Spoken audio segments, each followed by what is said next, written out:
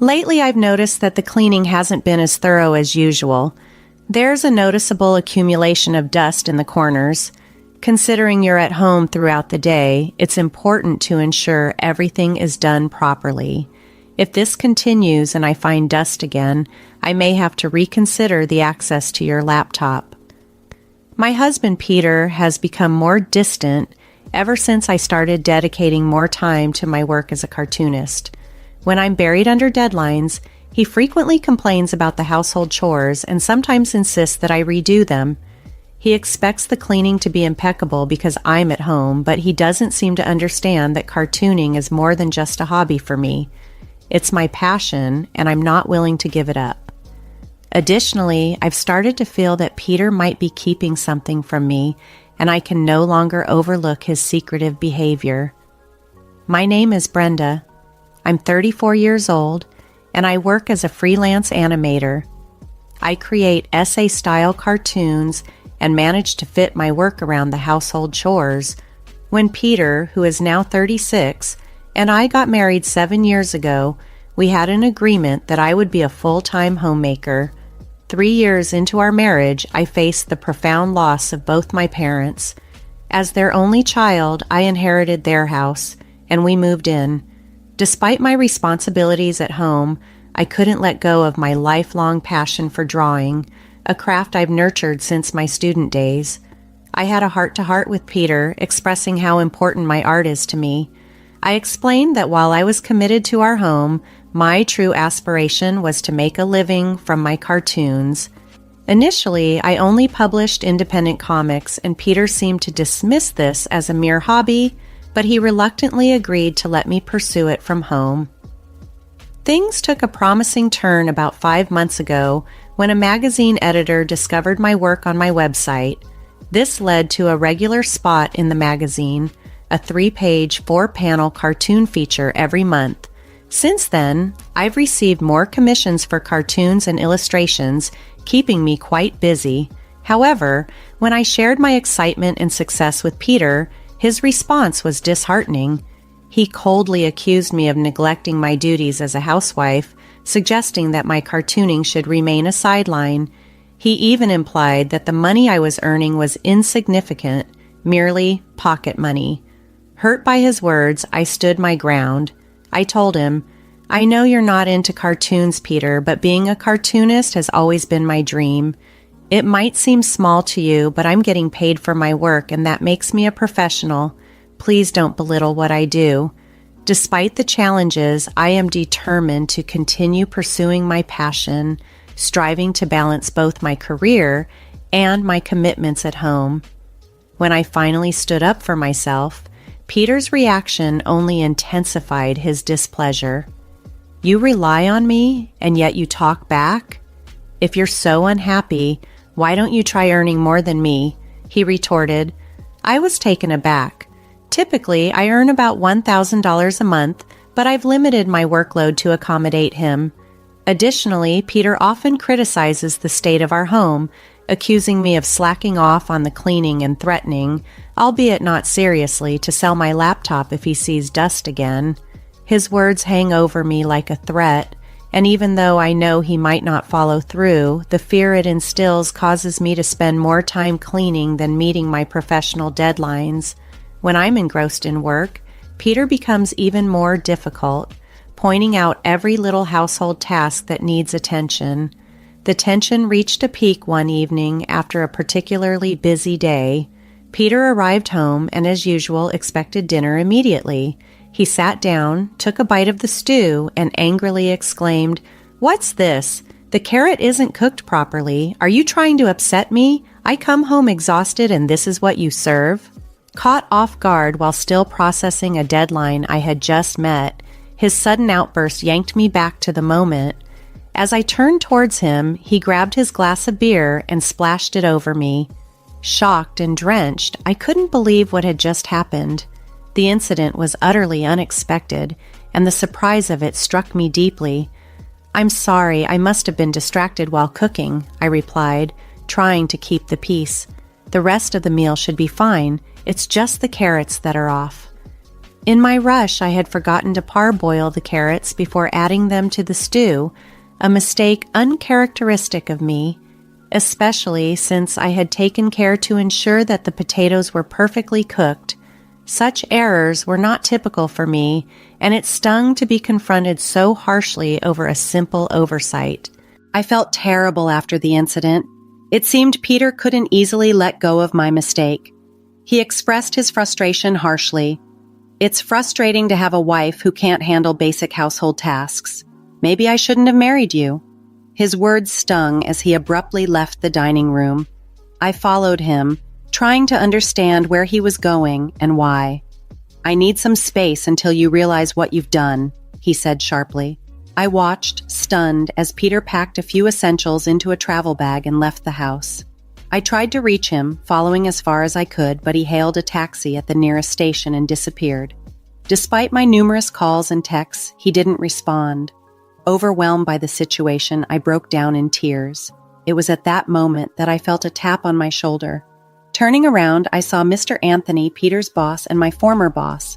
We had worked together before Peter and I got married, and Mr. Anthony had been a mentor to me when I first joined the company. "Mr. Anthony, you smell like alcohol. Were you drinking while cooking?" I joked, trying to lighten the mood. "Hello, I hate to admit it, but I had a disagreement with Peter," he replied somberly. "That guy can be a bit arrogant sometimes. It's manageable when it's just work-related, but I can only imagine how frustrating it must be living with him." I felt a sense of relief sharing my troubles with someone who understood. Mr. Anthony nodded sympathetically, his trademark bright smile providing a moment of comfort, reminiscent of the support he had offered during tough times at work. We decided to grab a bite at a nearby diner to catch up further. "So, what's got you so upset?" he asked kindly. "Well, it's my fault. I messed up the cooking today.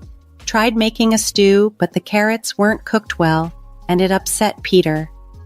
Happens to the best of us.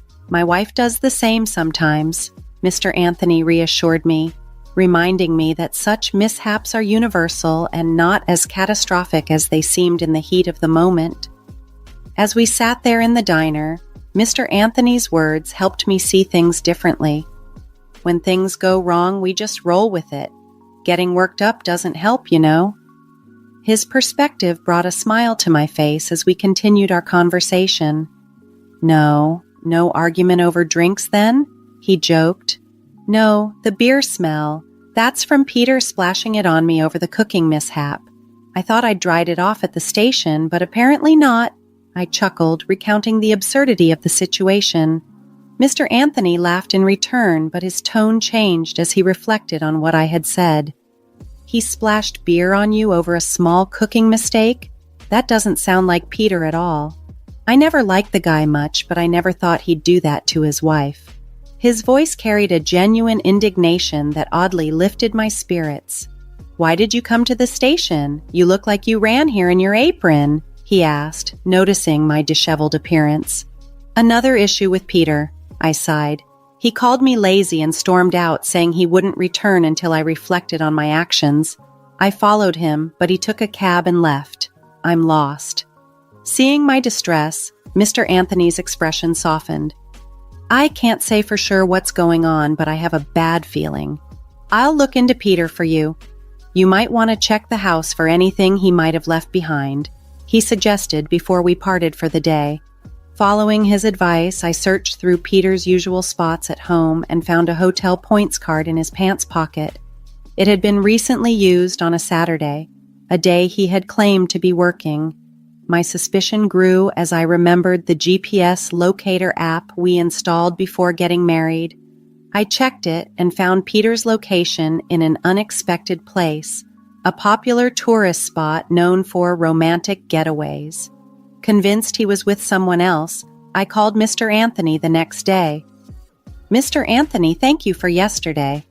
"No problem. Is everything all right? Did Peter not show up for work today?" he asked. Mr. Anthony remained silent for a moment before exhaling heavily, sensing the gravity of the situation unfolding. "Yes, Peter is on paid leave for the next 5 days. Mr. Anthony informed me over the phone. I suspected as much. I hate to say it, but he's probably... I understand. This helps clear things up. Thank you, I replied, my voice calm but the resolution within me firm. After ending the call, I took a deep breath and decided to leave the house. I had been contemplating my next steps for a while, preparing myself for what I might have to do if Peter ever betrayed me. Once I felt ready, I picked up my phone again and dialed another number. Hey, it's been a while, I greeted the person on the other end, who responded with cheerful enthusiasm. But as soon as I brought up Peter, they immediately expressed their support for me. Hanging up, I felt a wave of reassurance wash over me, bolstering my belief that things would soon take a turn for the better. The next day, I was not alone. Accompanied by a few trusted individuals, I headed to the location indicated by Peter's smartphone GPS. It led us to a resort hotel near a renowned tourist spot. According to the GPS, he was currently outside near the beach. Peter's face lost all color the moment he saw me. Seizing the opportunity, I quickly aimed my phone at him and captured several photos documenting him in the company of a young woman in her early 20s. I had been discreetly photographing them for the past half hour as Peter applied sunscreen to the woman, who was clad in a bikini. I patiently allowed them to swim, meticulously gathering irrefutable evidence of Peter's infidelity. Their carefree demeanor and blatant display of affection didn't shock me. Instead, I felt a sense of relief that they were providing solid proof. What truly shook Peter, besides seeing me, was the presence of my in-laws standing just behind me, both wearing stern expressions. "What's happening here, Peter?" I approached with a forced smile, causing him to stumble backward in the sand and land on his rear.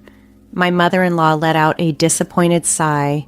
How disgraceful, even for my son. "And who is this woman you've abandoned your wife for?" Her words cut through the air, sharp and accusing. At home, Peter tried to shift the blame hurriedly, pointing at me. "Is it fair to say she does absolutely nothing? Even though she occasionally skips cleaning, she handles the laundry, cooking, and dishes every day, doesn't she? Even I sometimes skip cleaning, and I detest laundry so much that I often leave it to your father." "That's because you had a part-time job, right? But it's different with Brenda," my mother-in-law interjected, her tone unwavering. "She's a stay-at-home wife who spends her time drawing and playing." These words fueled my father-in-law's frustration.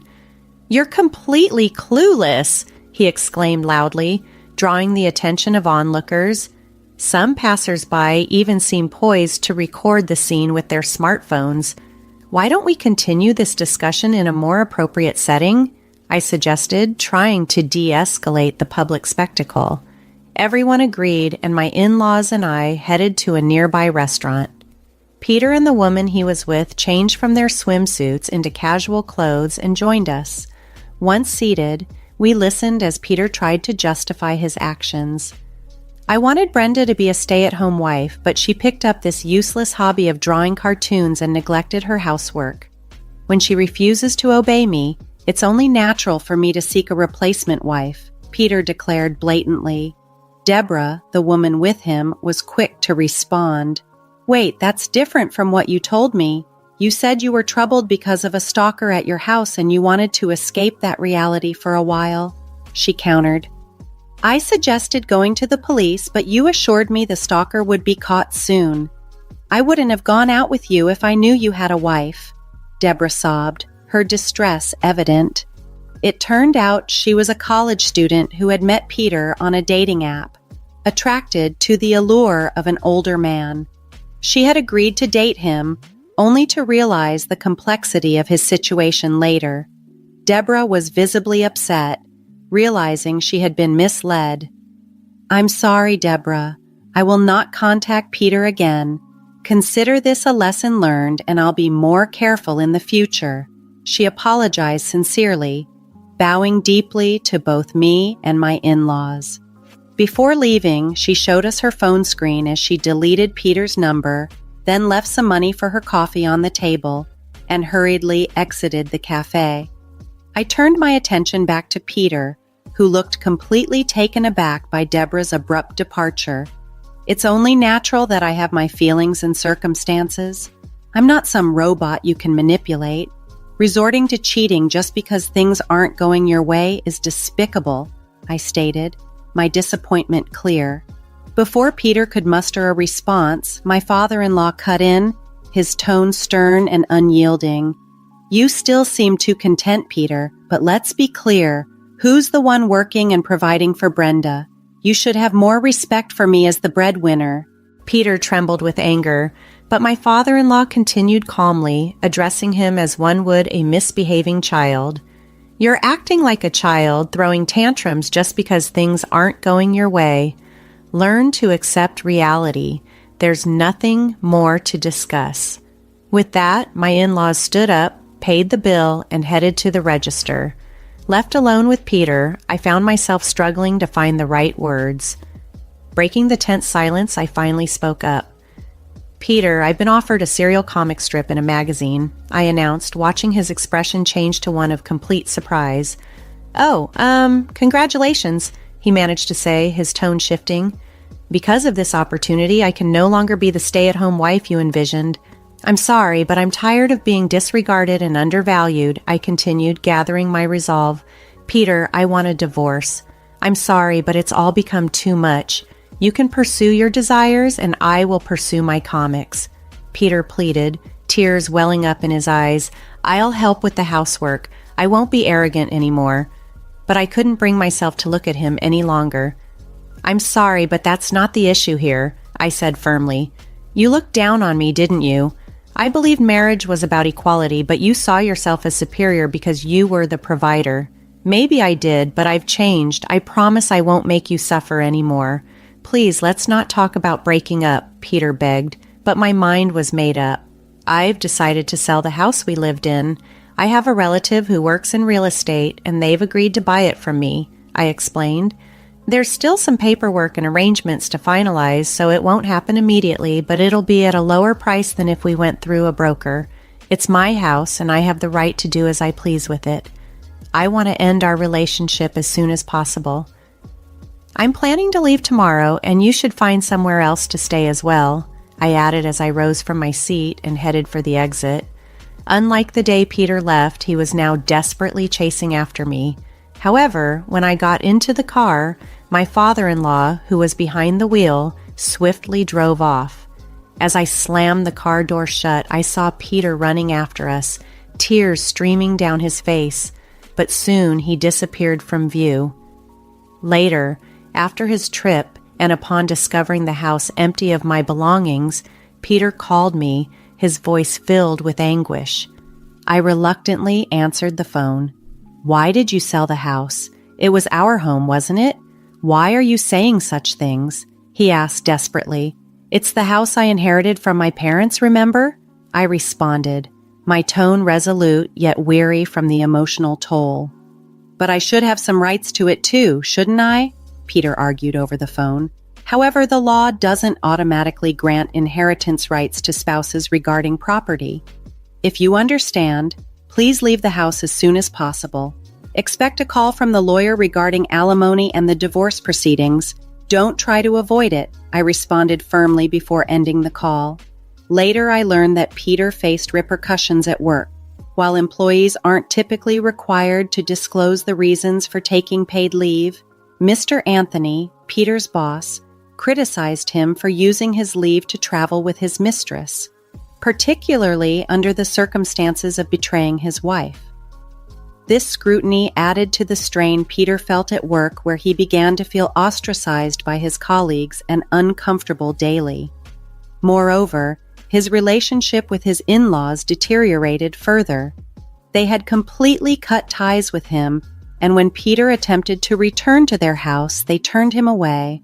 After paying the alimony, Peter's savings dwindled, and he began accumulating debt.